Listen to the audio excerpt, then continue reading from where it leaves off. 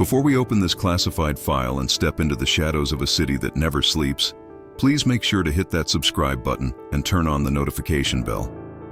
We are uncovering the stories the world was never meant to hear, and you won't want to miss what comes next. The most terrifying sound in the world of intelligence is not the scream of a siren or the crack of a weapon. It is silence. Absolute, unyielding silence. In the sterile, fluorescent-lit corridors of the headquarters in Tel Aviv, silence has a weight. It presses down on the chest of the analysts and the directors. It is a physical presence. In the winter of 1998, that silence came from Tehran. Two of the agency's most capable operatives, a team known only by the call signs, Avner and Sarah, had been operating deep within the Iranian capital for 18 months. Their cover was impeccable. They were not posing as diplomats or military attachés, covers that were too thin and too easily monitored. They were embedded in the commercial sector, dealing in the import of specialized medical textiles, a boring bureaucratic trade that allowed for frequent travel, large shipments, and a valid reason to be anywhere from a government hospital to a warehouse district. They checked in every Tuesday at 04 hours via a burst transmission, a coded pulse sent through a modified radio system that lasted less than a second. It was a heartbeat. It told the directors, "We are here, we are safe. The mission continues." For 72 Tuesdays, the heart beat. On the 73rd Tuesday, the line went flat. 3 days passed, then a week. The standard protocol for a missing pulse was to initiate a ghost protocol. The agents were to abandon their lives, sever all contacts, and move to a tertiary safe house to wait for extraction. But the extraction signal was never acknowledged. Avner and Sarah had not just gone to ground, they had evaporated. The director of operations, a man with skin like parchment and eyes that had seen too many operations go wrong, summoned Ari Ben Zion. Ari was not a spy in the traditional sense. He was a tracer. He didn't steal secrets. He found the people who did. He was the man sent in when the trail had gone cold, a specialist in forensic intelligence who could read a room like a crime scene and reconstruct a life from the receipt in a trash can. "They are gone, Ari," the director said, sliding a thin manila folder across the polished mahogany table. No chatter on the opposition's radio, no arrests announced in the Tehran papers, no boasts from the Revolutionary Guard, just nothing. Ari opened the folder. Two faces stared back. Avner, a man with a sharp jaw and the kind of forgettable face that allowed him to vanish in a crowd. Sarah, whose eyes held a fierce intelligence disguised behind the persona of a weary logistics manager. What was the objective? Ari asked, though he knew he wouldn't get the full picture. They were monitoring the transfer of dual-use technology, the director said carefully. But their last report suggested they had stumbled onto something else, something they called the Hollow Room. "We don't know what it means. We need to know if they were turned, if they are being held, or if they have met their end." Ari closed the folder. "And if they are being held? Then you assess the damage," the director said, his voice devoid of emotion. "And you ensure the damage does not spread." It was the polite way of saying that Ari was not a rescue party. He was a damage control unit. He was there to find out the truth, and if that truth compromised the agency, he was the one who would have to close the book. The mission was off the books. No diplomatic cover, no support team. Ari would enter Iran not as an Israeli, but as a Canadian auditor named Michael Rostova, a specialist in supply chain inefficiencies. It was a cover that bored people to tears, which was exactly the point. As Ari walked out of the briefing room, he felt the chill of the mission settling into his bones.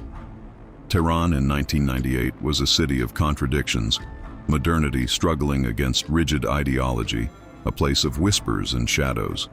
Two professionals had vanished into that complex machinery. Ari had to walk into the same machine and hope it didn't chew him up as well. The flight into Tehran via Frankfurt and Istanbul was an exercise in controlled paranoia. Ari spent the hours memorizing the intricate backstory of Michael Rostova. He knew the name of his fictional high school in Toronto, the make of his first car, the flavor of coffee he preferred, black, lukewarm, and the specific accounting software he was supposedly an expert in. In the world of deep cover, you don't just memorize a lie. You inhabit it until the truth feels like the fiction. He landed at Mehrabad International Airport in the early hours of the morning. The air smelled of diesel, dust, and the faint acrid scent of burning refuse. The immigration officer was a young man with a heavy beard and tired eyes. He flipped through Ari's Canadian passport with a slowness that was designed to intimidate. "Business?" the officer asked, not looking up. "Auditing," Ari replied, adjusting his wire-rimmed glasses. "Textile imports, checking the ledgers for a client in Hamburg." The officer stamped the passport with a heavy thud. "Welcome to the Islamic Republic." Ari took a taxi into the city. Tehran sprawled out before him, a vast ocean of concrete and brick sitting at the foot of the Alborz Mountains. The mountains were snow-capped, looming over the city like silent sentinels. The traffic was chaotic, a river of white pekins weaving through lanes without logic. He checked into the Laleh International Hotel, a structure that had seen better days before the revolution. His room was on the 6th floor, overlooking Lala Park. The first thing Ari did was not unpack. He swept the room. He checked the lamps, the telephone receiver, the space behind the painting of a generic landscape, the vents in the bathroom. It was a ritual. He didn't expect to find a bug. He was nobody yet, just a boring auditor. But discipline was what kept you alive. Once the room was cleared, Ari sat by the window and watched the city below. Somewhere out there, amidst the millions of souls, Avner and Sarah had existed. They had bought bread at a bakery, walked these streets, driven these roads. And then, they had ceased to exist. He waited for 2 days. This was the soak period. You arrive, you do normal things. You let the local surveillance, if there is any, get bored with you. He went to the Grand Bazaar, haggled half-heartedly for saffron, ate kebabs in crowded restaurants, and visited the client's office to make a show of reviewing meaningless documents. On the 3rd night, he moved. He left the hotel through a service exit near the kitchens, wearing a worker's jacket and a cap. He melted into the evening crowd, taking a circuitous route that involved 3 taxi changes and a long walk through a residential district in North Tehran. His destination was the safe house Avner and Sarah had used as their primary residence. It was an apartment in a nondescript building in the Tajrish neighborhood. The key was hidden in a magnetic box attached to the underside of a rusted drain pipe 3 blocks away.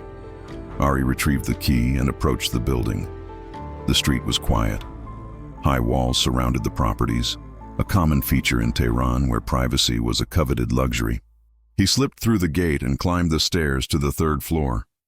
The door looked normal, no police tape, no signs of forced entry. He listened for a full minute, his ear pressed against the wood. Silence. He turned the key and pushed the door open. The air inside was stale, heavy with the smell of dust and something else. The scent of a life interrupted. Ari stepped inside and closed the door. He didn't turn on the lights. He used a small shielded pen light to cut through the darkness. The apartment was frozen in time. A coffee cup sat on the table, a dark ring staining the wood underneath. A newspaper from 4 months ago lay open on the sofa. It looked like they had stepped out for a moment and simply never returned.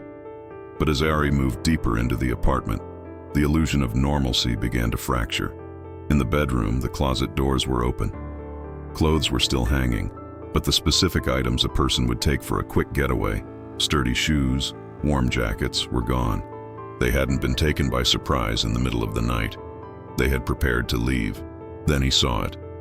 On the wall above the bed, a small rectangular patch of paint was slightly lighter than the rest. Ari ran his gloved fingers over it. A picture had hung here. He looked around the room. There was no picture frame on the floor. He moved to the kitchen. The refrigerator was empty, unplugged. The trash can had been emptied. This wasn't an arrest. When the security services raid a house, they tear it apart. They rip open mattresses, pull books from shelves, shatter ceramics looking for transmitters. They leave chaos in their wake to send a message. This apartment was too clean. Avner and Sarah hadn't been taken here. They had sanitized the site themselves. They had executed an emergency departure. Ari went back to the living room and sat on the dusty sofa. If they had fled, they would have signaled. They would have reached the emergency extraction point, but they hadn't. They had cleaned their tracks and then walked into the void. Why? Ari looked at the coffee cup again. He shone his light inside. At the bottom, in the dried residue of the liquid, there was a tiny, non-dissolved object. He pulled a pair of tweezers from his kit and extracted it. It was a microdot casing, empty. They had left a message, but they had taken the data with them. Or someone else had gotten here first, found the dot, and left everything else to look undisturbed. Ari felt a cold prickle on the back of his neck. If someone else had been here, if the opposition was sophisticated enough to sanitize a crime scene to look like an abandonment, then he was standing in a trap. He stood up slowly, his senses dialed to the maximum. The silence of the apartment suddenly felt very loud. Ari left the apartment exactly as he found it, placing the empty microdot casing in a secure pouch in his belt. He exited the building with the same caution he had entered, ensuring the street was clear before slipping back into the shadows of the Tajrish neighborhood. His next stop was a dead drop location, but not for a message. He needed a human connection. The agency maintained a few sleepers in the city, locals who were on the payroll not for espionage, but for logistics. They were the fixers, the people who could get you a car that wouldn't be traced, or a safe place to sleep if the hotels became too hot. The contact was an old man named Farhad, who ran a small shop repairing watches and clocks on Valyasar Street. Farhad had been working with Israeli intelligence since the days of the Shah, a relic of an era when the two nations were allies. He was a dangerous asset to use because of his age and history, but Ari had no choice. The silence from headquarters meant the standard networks were compromised or frozen. Ari arrived at the shop the next morning. The window was filled with ticking clocks, hundreds of them, creating a chaotic symphony of seconds passing. He entered, the bell above the door chiming softly. Farhad was behind the counter, bent over the intricate mechanism of an antique pocket watch. He wore a jeweler's loop in one eye, and his hands were steady despite his advanced years. "I have a Canadian timepiece," Ari said, reciting the code phrase. "It runs fast in the winter." Farhad didn't look up immediately. He finished placing a microscopic gear, then slowly removed the loop. He looked at Ari with eyes that were milky with cataracts but sharp with recognition of the game. "Canadian time is of no use here," Farhad replied. "But I can look at the mechanism." He flipped the sign on the door to closed and locked it. Then he motioned for Ari to follow him into the back room. The back room was soundproofed, lined with velvet boxes and heavy curtains. Farhad poured tea from a samovar. "You are looking for the two who vanished," Farhad said. It wasn't a question. Ari remained standing. "How do you know they vanished?" "Because they were my customers," Farhad said quietly. "The woman, Sarah, she brought me a watch to repair, a vintage Omega. She came in 3 days before the silence began. She was agitated." "Did she say anything?" "She said the time was running out," Farhad said. "She left the watch. She never came back for it." "Show me the watch." Farhad opened a small safe and retrieved a silver Omega Seamaster. He handed it to Ari. Ari inspected it. It was a beautiful piece of machinery. He turned it over. The caseback had a small scratch, almost imperceptible. Ari took out his penknife and carefully pried the case back open. Inside, tucked between the rotor and the balance wheel, was a sliver of microfilm. "You knew this was here," Ari said, looking at the old man. "I suspected," Farhad said. "I did not look. Curiosity is a fatal disease in my line of work. I waited for someone to come for it. If no one came in 6 months, I was going to melt the watch." Ari held the microfilm up to the light, but it was too small to read without equipment. "Did she meet anyone here? Did anyone follow her?" "She was alone," Farhad said. "But when she left, she did not walk down Valyasar. She crossed the street and got into a blue sedan, a Paykan. It was not a taxi." "Did you see the driver?" "Only a shadow. But the car, it had a sticker on the rear windshield, a green diamond shape. It is the mark of a specific transport company that operates out of the bazaar. Pars Cargo." Ari memorized the name. "You have done well, Farhad." "Go," the old man said, his voice trembling slightly. "The air in the city is heavy. The Vivac, the intelligence ministry, they are sweeping the streets. They are looking for something they lost. I think your friends took something that does not belong to them." "What makes you say that?" Because, Farhad whispered, leaning in close, for the last month, men in suits have been coming to all the watchmakers, asking if anyone left a device for repair. They are not looking for spies, my friend. They are looking for a thief. Ari pocketed the watch and the film. Stay safe, Farhad. In this city, the old man said, returning to his workbench. Safety is just a word we tell children so they can sleep. Ari spent the afternoon in a public library, using a portable magnifying viewer he had assembled from his kit to read the microfilm. The images were grainy photographs of documents. They were manifests, shipping manifests for Pars cargo. The lists seemed mundane at first: industrial piping, chemical solvents, centrifuge parts. But Ari's training as an auditor, his cover story blending with his real skill set, kicked in. The weights didn't match the descriptions. The chemical solvents were listed with hazard codes that were far too high for standard industrial cleaners. And the destination for these shipments wasn't a factory. It was a location simply marked as Site 4. Avner and Sarah hadn't just been monitoring dual-use technology. They had found the supply line for a covert facility. The hollow room wasn't a metaphor. It was likely a specific shielded bunker or facility where these materials were going. The documents were dated 4 months ago. The last entry was signed by a man named Kava. Ari had a name and a company. He needed to find Pars cargo.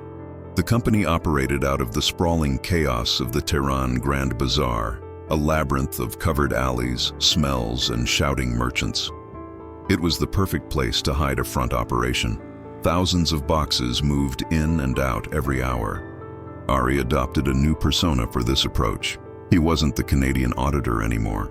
He shed the glasses, roughed up his hair, and put on a leather jacket. He became a European buyer looking for gray market transport for uncustomed goods. He found the Pars cargo office tucked away in a narrow alley behind the carpet sellers. It was a small room with peeling paint and a calendar from 3 years ago on the wall. A man sat behind a metal desk, smoking a cigarette. He looked like he was made of gristle and bad attitude. "I need to move a package to Tabriz," Ari said in broken Farsi, accented with Russian. "No questions, no customs." The man looked him up and down. "We move carpets, not packages." "I was told to ask for Kava," Ari said, dropping the name like a stone. The man's eyes narrowed. The smoke from his cigarette curled up between them. "Kava doesn't work here anymore." "Where is he?" "He took early retirement," the man said with a sneer. "Permanent retirement." Ari felt a chill. "When?" 4 months ago. Same time the business got complicated." The man leaned forward. "Who sent you?" "A friend of his. A woman. Sarah." The reaction was instantaneous. The man's hand dropped below the desk. Ari didn't wait. He vaulted over the metal desk, kicking the chair out from under the man. The man crashed to the floor, a heavy pistol clattering out of his hand. Ari pinned him down, his forearm pressing against the man's windpipe. "Don't make noise. I just want to know about Kaveh and the woman." The man gasped for air, his face turning red. "They took him," he wheezed. "The ministry. They took him because he signed the papers." "And the woman?" "She was with him.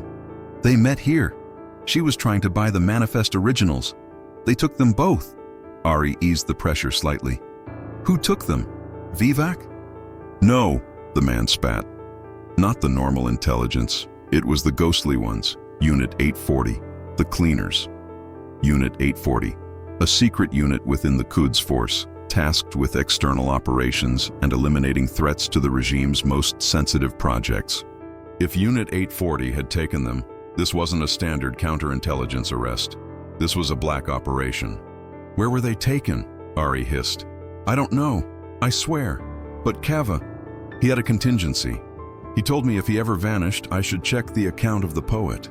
"What does that mean?" "It's a locker at the train station. He loved poetry. The combination is the birth year of Hafez." Ari knocked the man unconscious with a precise blow to the temple. He couldn't risk the man making a call the moment he left. He bound the man's hands with zip ties and gagged him, dragging him into the back closet. He checked the pistol. It was a locally made copy of a Walther. He took the magazine, ejected the round in the chamber, and tossed the gun into a pile of rugs. He exited the office and vanished back into the bazaar. Unit 840, Avner and Sarah were in the hands of the regime's most ruthless executioners, and they had been held for 4 months.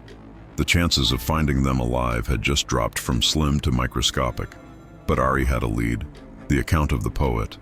The Tehran railway station was a monument to a bygone era of ambitious architecture, a vast hall of echoing footsteps and departures. Ari moved through the crowds, his eyes scanning for surveillance. He felt exposed. The encounter at Pars Cargo would not stay quiet for long. The man would be found, he would talk, and Unit 840 would know that someone was asking questions about the retired Kava. Ari found the lockers in the southern wing.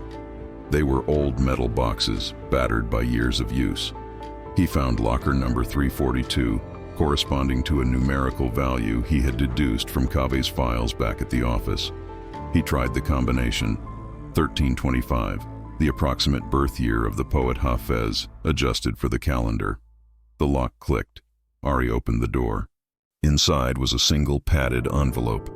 He grabbed it and walked away immediately, not stopping to check the contents until he was in the bathroom of a nearby park. He locked himself in a stall and tore open the envelope. It contained a cassette tape and a key. The key was distinct, heavy brass, old-fashioned, the kind used for heavy gates or old basements. Ari put the tape into a small Walkman player he carried. He put on the headphones and pressed play. The voice was shaky. It was a man's voice. "Kava, if you are listening to this, I am gone. The woman, Sarah, she warned me. She told me the shipments to Site 4 were not just equipment. They were building a containment facility. Not for weapons, for people." Ari paused the tape. "A containment facility?" He pressed play. "She showed me the blueprints she stole. It is under the old abattoir in the Southern Industrial District, the slaughterhouse that closed 10 years ago. They call it the silo. She said they are keeping people there who know too much, but cannot be killed because they are valuable leverage. She was going there to find her partner, Avner. He didn't vanish. He went in to get proof and got trapped." Ari's mind raced.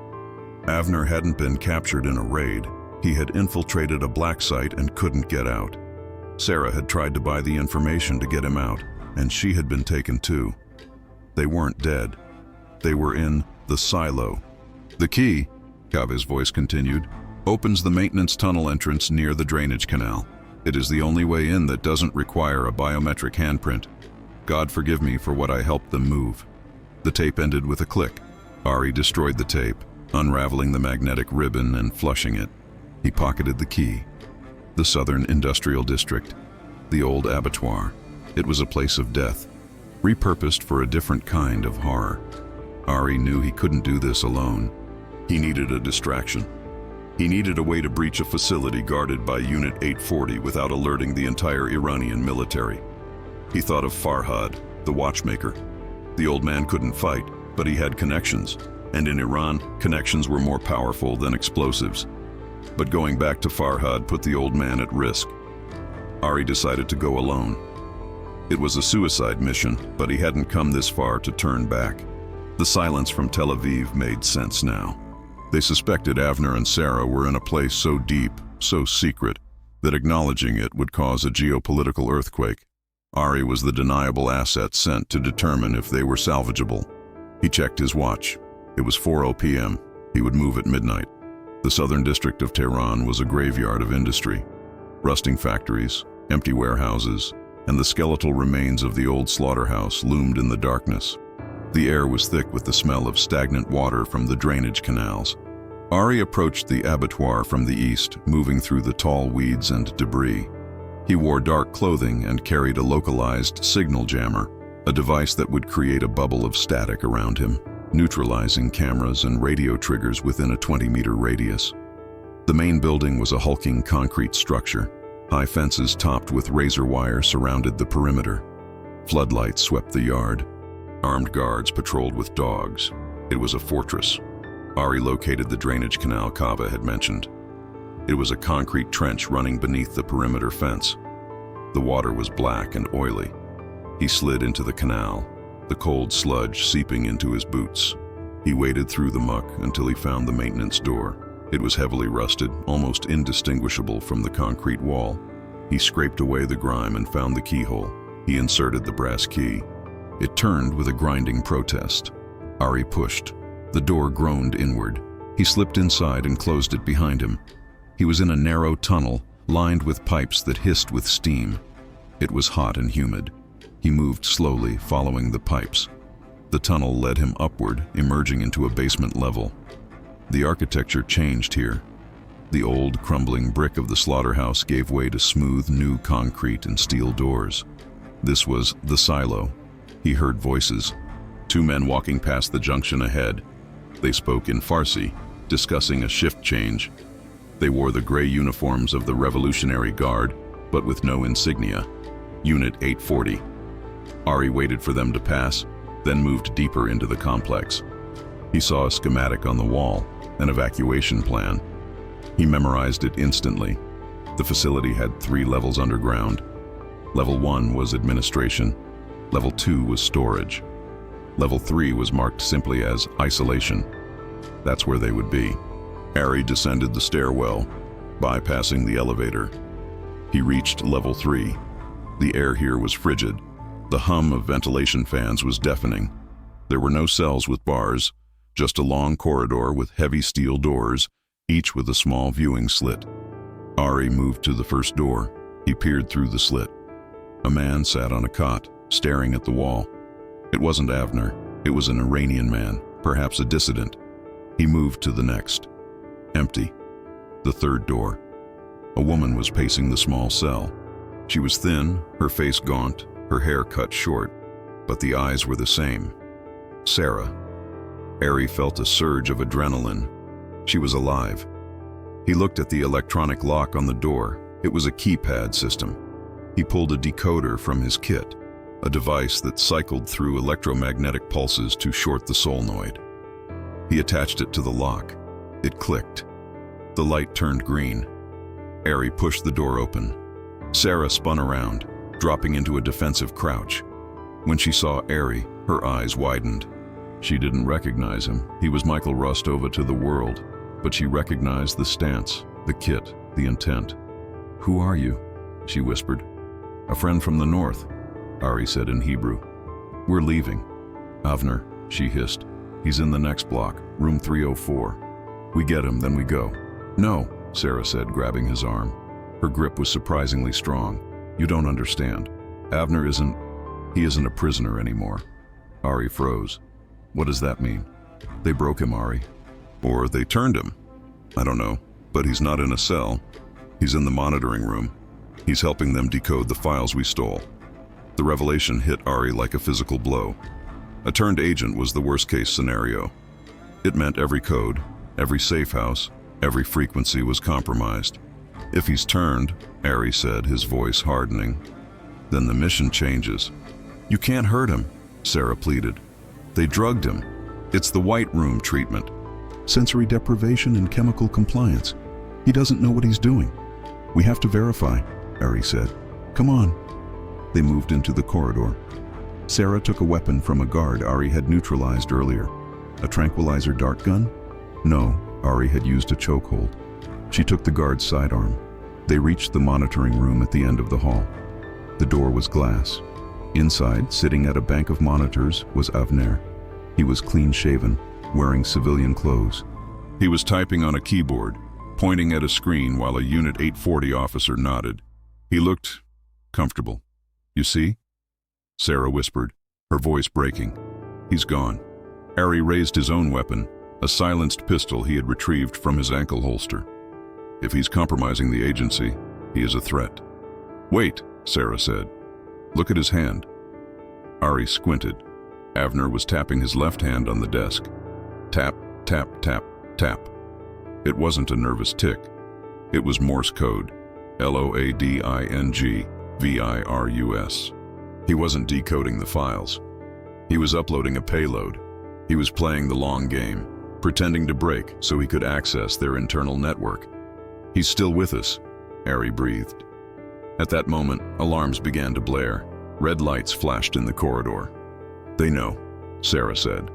Inside the room, Avner stood up, grabbed a heavy stapler from the desk, and smashed it into the officer's temple. The officer went down. Avner grabbed the keyboard and smashed it against the monitors. Ari kicked the door open. "Avner, time to go." Avner turned, looking at Ari and Sarah. A grin spread across his tired face. "Took you long enough. The upload is at 98%. "We don't have time for 2%. Ari shouted over the siren. "It's done." Avner pulled a drive from the tower and ran to them. "Let's move." The escape from level 3 was a chaotic sprint through a labyrinth of closing blast doors. The facility was going into lockdown. "The elevator is out," Ari yelled. "Stairs."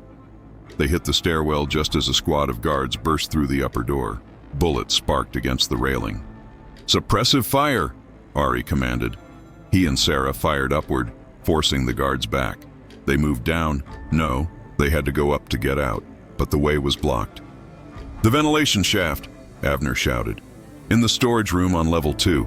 It leads to the cooling towers outside." They retreated to level 2, blasting the lock off the door. They scrambled into the storage room, which was filled with crates marked with biohazard symbols. "What is this place?" Ari asked, helping Sarah up a stack of crates to reach the vent. "They're working on aerosolized delivery systems," Avner said, panting. "That's what we found. That's why they couldn't let us go. They're building weapons to bypass air filters." Sarah kicked the grate open. "Go! Go!" They crawled into the shaft. It was tight, claustrophobic, and smelled of ozone. They could hear the guards shouting below, the sound of boots banging on metal. They crawled for what felt like miles. Finally, they saw moonlight filtering through a fan blade. "It's moving," Ari said. "We have to time it." The massive fan blade was spinning slowly. "On my mark," Ari said. 1, 2, go. They dived through the gap in the blades one by one, tumbling out onto the gravel roof of the cooling tower. They were outside, but they were still inside the perimeter fence, and the yard was swarming with soldiers. "The drainage canal," Ari said. "It's our only way out." They slid down the side of the cooling tower, using the piping as a ladder. They hit the ground and ran for the darkness of the canal. Searchlights swept over them. A siren wailed. "Halt!" a voice screamed in Farsi. Shots rang out. Dirt kicked up around their feet. They dove into the black water of the canal, submerging themselves in the filth. They swam underwater, lungs burning, until they reached the tunnel exit. They surfaced outside the fence, gasping for air, covered in sludge. "We need a vehicle," Sarah choked out. "I have an extraction plan," Ari said, "but it's 3 miles from here." "We run," Avner said. "We run or we die." They ran through the industrial wasteland, sticking to the shadows. They were exhausted, freezing, and carrying intelligence that could start a war. They reached a safe house Ari had set up as a contingency, a small garage in the southern suburbs, owned by a smuggler who owed Mossad a favor. They broke in. The smuggler wasn't there, but there was a car, an old Land Rover. "Keys?" Sarah asked. "Hotwire," Avner said, sliding under the dash. As the engine roared to life, Ari checked the drive Avner had stolen. "What's on this?" "Everything," Avner said. "Blueprints, names of the scientists, and the location of the other 2 facilities." "Other 2? "This was just the prototype lab," Avner said grimly. "The real production is happening in the mountains near Qom." Ari realized the magnitude of what they had. This wasn't just a rescue mission anymore. It was the intelligence coup of the decade. But they had to get it out of the country. "We can't use the airport," Ari said. "They'll lock down the borders." "The mountains," Sarah said. "The Kurdish route. We cross into Turkey." It was a 12-hour drive, through checkpoints, in a stolen car, with the entire Iranian security apparatus hunting them. "Let's go," Ari said. The drive north was a nightmare of tension. Every pair of headlights in the rearview mirror looked like a pursuit vehicle. Every police checkpoint was a potential ambush. Ari drove. Avner navigated. Sarah watched the rear. They avoided the main highways, taking winding mountain roads that tore at the Land Rover's suspension.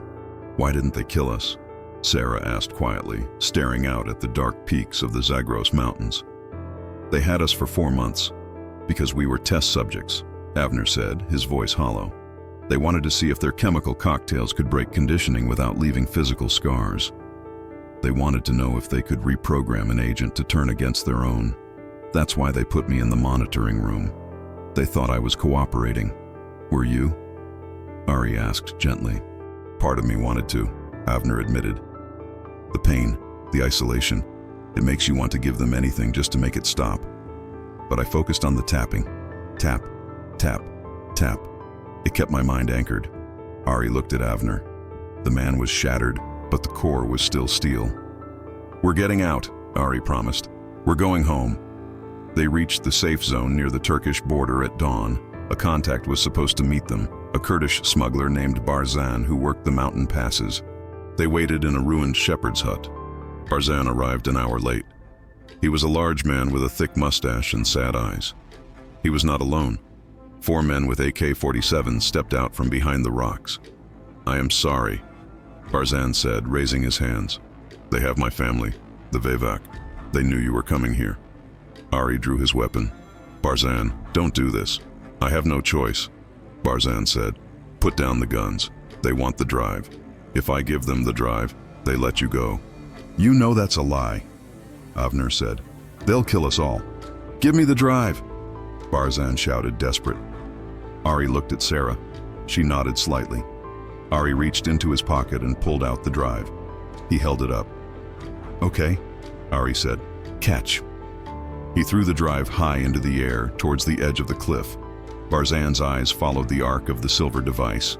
His men looked up. In that split second of distraction, Ari and Sarah fired. 2 of the gunmen went down. Barzan dove for cover. The other 2 opened fire, chipping stone from the hut's walls. The drive, Avner screamed. It was a decoy, Ari shouted, firing back. The real one is in my boot. They engaged in a fierce firefight. The sound of gunfire echoed through the canyon. Barzan, realizing he had lost control, tried to run. Sarah took the shot. He fell. The remaining gunmen, leaderless and realizing they were up against professionals, retreated down the slope. We have to move, Ari said. The noise will bring the border patrol. They scrambled up the goat path, moving higher into the snow line. They were crossing the border on foot. The crossing took 6 hours. They trudged through knee-deep snow, the wind biting through their inadequate clothes. They were dehydrated, wounded, and running on sheer will. Avner stumbled. Sarah caught him. Leave me, Avner wheezed. I'm slowing you down. Not an option, Sarah said, hoisting his arm over her shoulder. We walked into hell together. We walk out together. They reached the summit. Below them, the green valleys of Turkey spread out like a promise. They descended, sliding down shale slopes until they reached a road. A van was waiting, not a smuggler's van. A clean black van with diplomatic plates. A man stepped out. He wore a suit. It was the director from Tel Aviv. He had come himself to the border. Ari, the director said, nodding. We have the package, Ari said, handing over the drive from his boot. And we have the agents. The director looked at Avner and Sarah. He saw the toll the mission had taken. For the first time, his expression softened. Welcome home, he said. 2 weeks later, Ari sat in a cafe in Tel Aviv. The sun was shining, the ocean was blue, and people were laughing. It felt like a different planet from the silo in Tehran. Avner and Sarah were in a secure medical facility. They would recover physically, but the psychological scars would take a lifetime to heal. They would never work in the field again. They were burned, their faces known to the enemy, their minds too fragile for the game.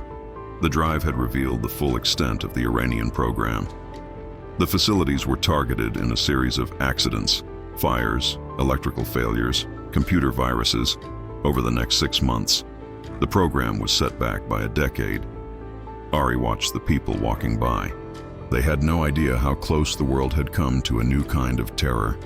They lived their lives in the safety provided by the silence of others. He sipped his coffee. The file on the Tehran vanishings was closed. It would be buried in the deepest archive, never to be opened again. But Ari would remember. He would remember the empty apartment, the watchmaker, the silo, and the look in Avner's eyes when he realized he hadn't been abandoned. That was the burden of the job. You carry the stories that cannot be told. He paid for his coffee and walked away, disappearing into the crowd, just another face in a city of secrets. The mission was over, but in the world of shadows, the war never ends.